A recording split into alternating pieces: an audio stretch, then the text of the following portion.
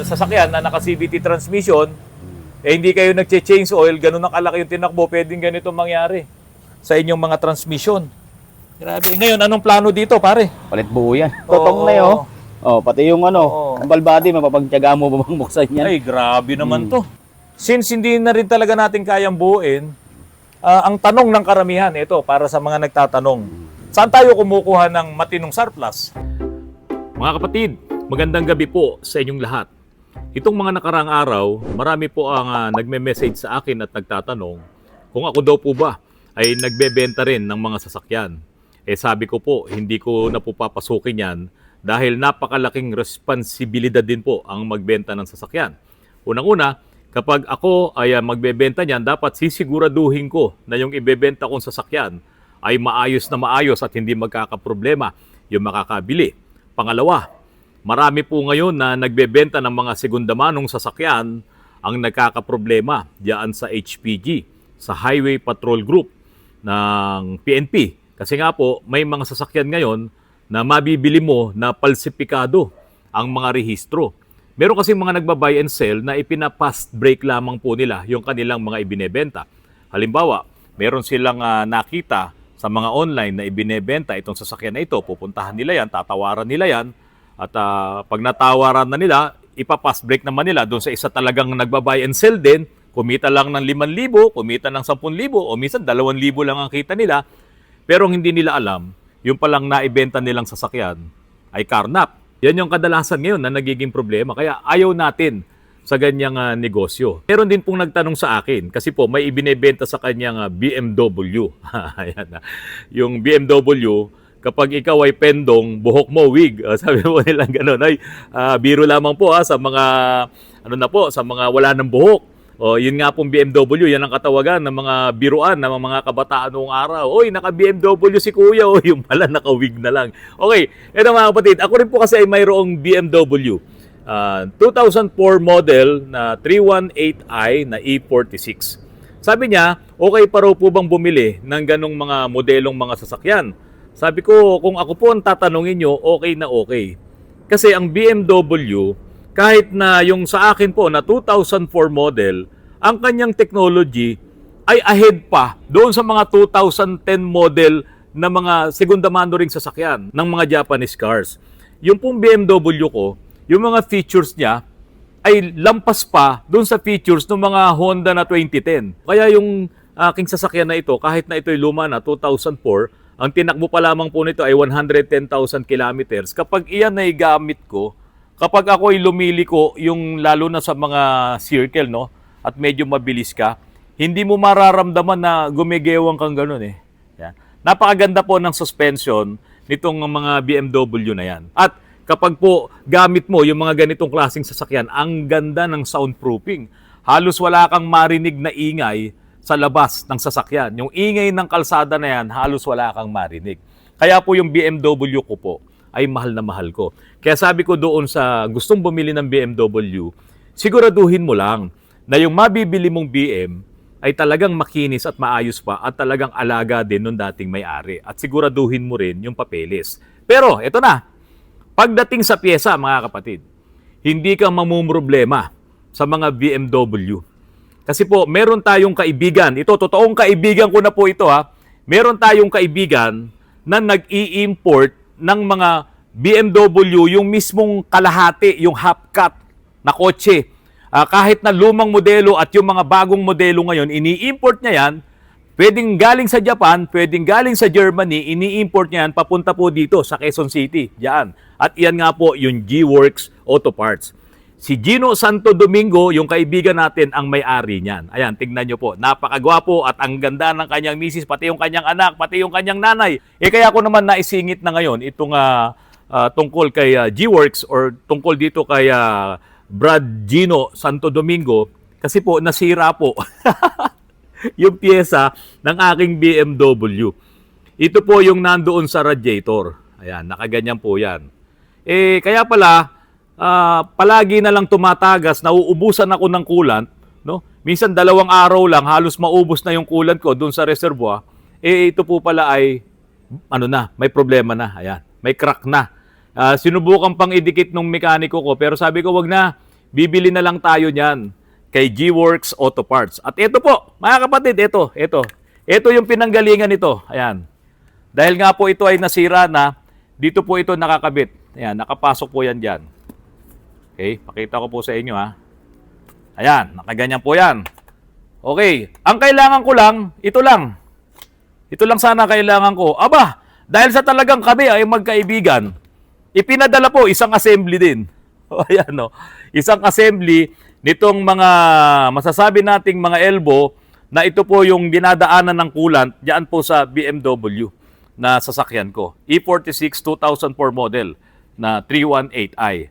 Tingnan nyo mga kapatid, sariwang-sariwa pa itong pinadala niya sa akin at kinalas niya mismo doon sa kalahating kotse, yung half cut nung nandoon po sa kanyang yarda.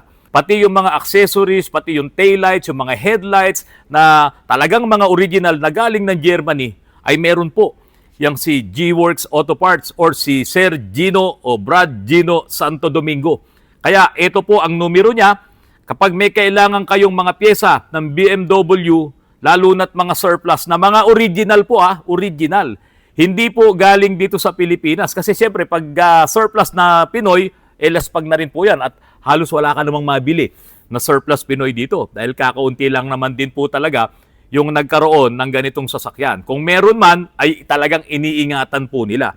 Ngayon, ito po yung sirang pyesa, hindi ko na kailangan to at ito na yung ipinalit ni Sir Gino Santo Domingo at kung kayo ay mangangailangan nga po ng pyesa, ayan ang kanyang numero at pwede nyo rin po siyang i-message sa kanyang FB page, G-Works Auto Parts at sa kanyang personal account na Gino Santo Domingo.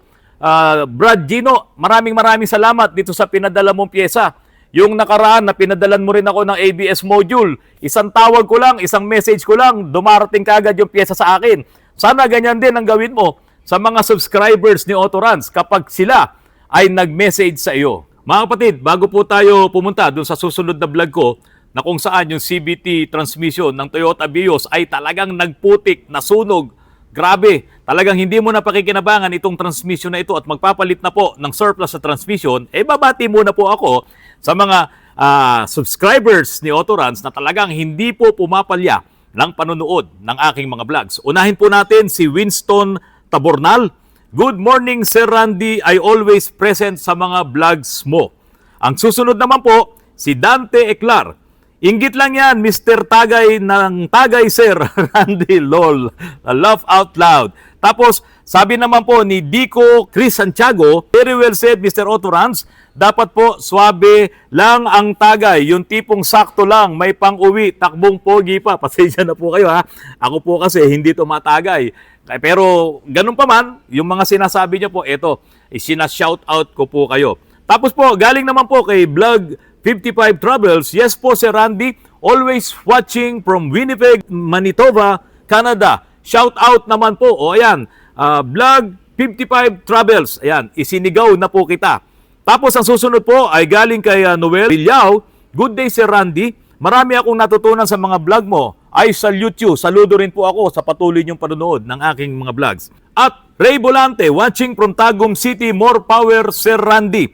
Eli Buat, always watching from Medina, Saudi Arabia. Mabuhay ka. Best ka talaga. Salamat po sa inyo. Ito po, ang sabi ni Alan Paul Wayan, hello, Sir Randy, watching here. Vancouver, BC. Romel Salamat, shout out, sir, watching from Qatar. Chill lang, sir.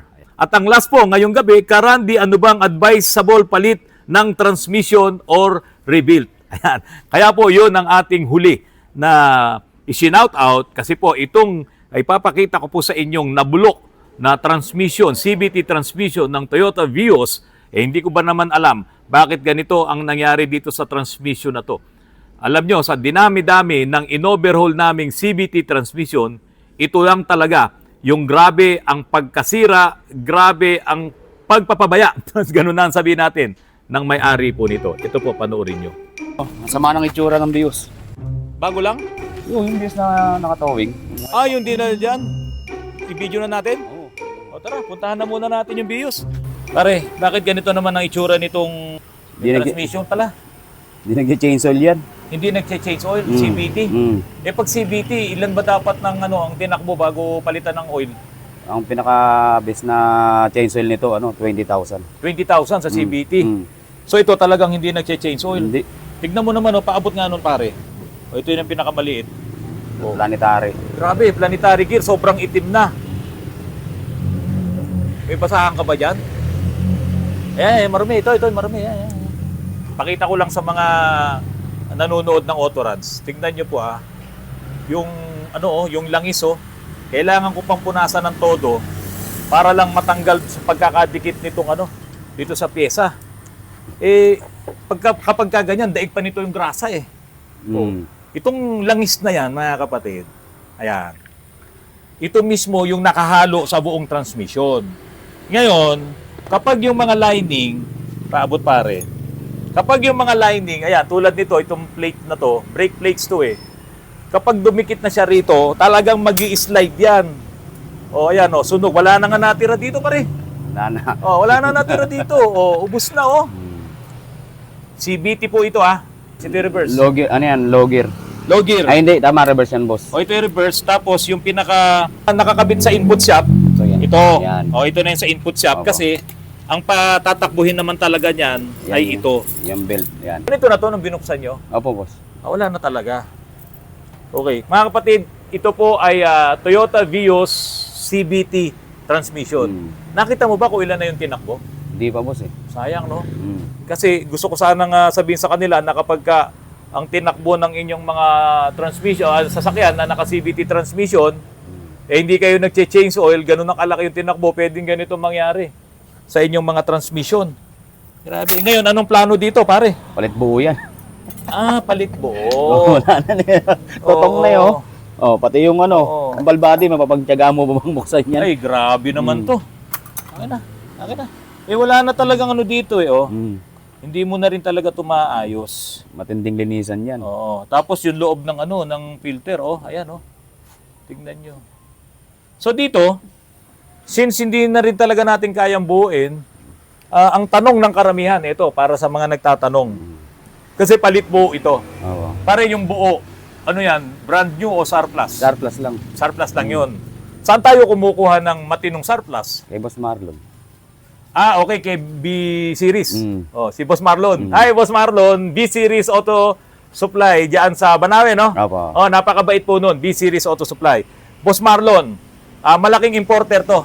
Opo. Kaya sigurado yung makukuha natin sa kanyang transmission, hindi Pinoy. Hindi. Kasi mga kapatid, ito ang problema. Kapag ka po bumili kayo ng transmission na surplus, pwedeng karamihan dyan ay Pinoy.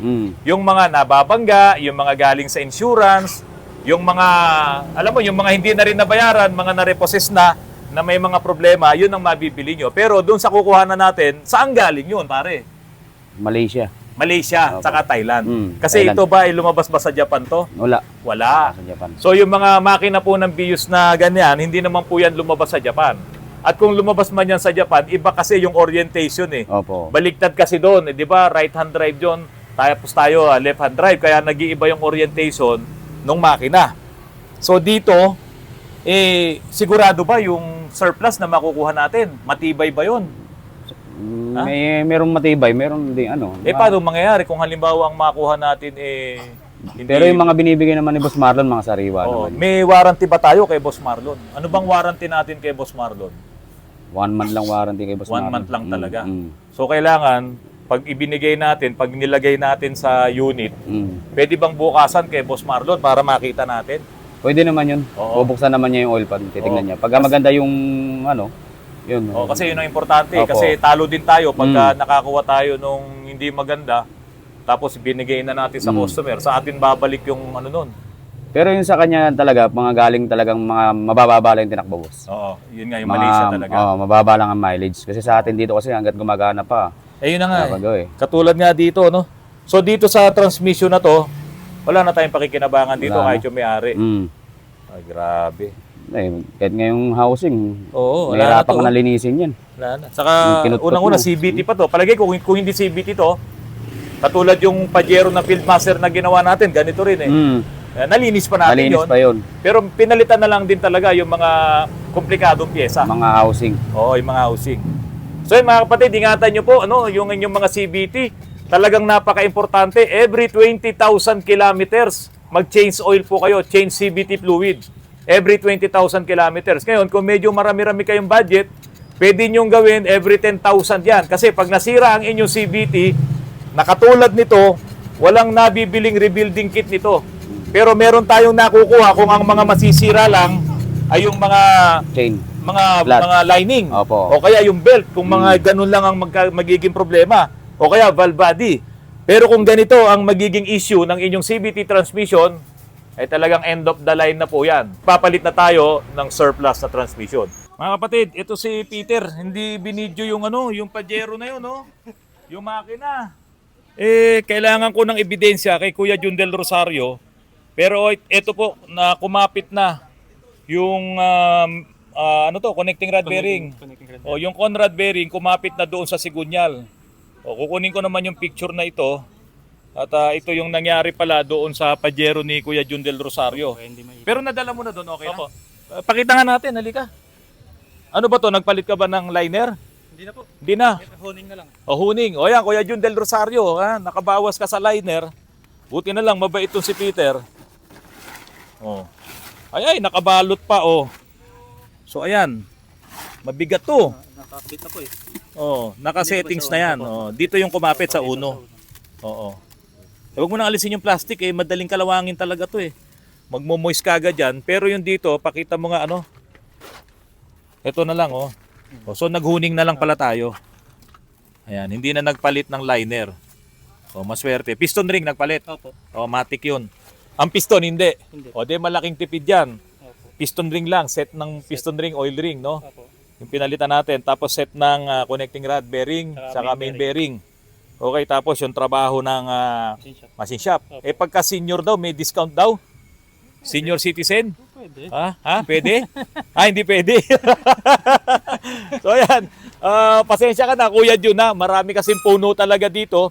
Kaya pagdating ng hapon, dumudumi yung sasakyan dahil lamang doon sa mga tuyong dahon na nahuhulog. Bukas, sasalpak na to ni Paring Jun. Busy lang doon sa sa Montero ng American citizen. Uwi na si Kuya Hubert. Ito yung magtatayo ng pwesto ng Autorans dyan sa Ilocos Sur. Si Kuya Hubert. Sabi niya sa akin, hindi pa siya nakakapag-franchise sa Autorans. Pero ako, nag-franchise na ako sa mga grupo ng diabetic. Meron na akong franchise. Diabetic na rin po kasi ako. Ay, hindi pa. Ayaw pa. Kasi naman, Kuya Hubert, sabi mo sa akin, magkakain ako ng matamis. Oo nga. Tama ba? Ngayon, sobra ka ng tamis. Oo, kaso pag nakahiga kami ng asawa ko, maasim naman siya. Kaya Kasi bawal sa'yo matamis. bawal sa akin matamis. Ayan, uuwi na po ng Ilocos Sur si Kuya Hubert. Ang tabayanan nyo po, baka next year meron na po nga Autorans dyan sa Ilocos Sur. Ayan.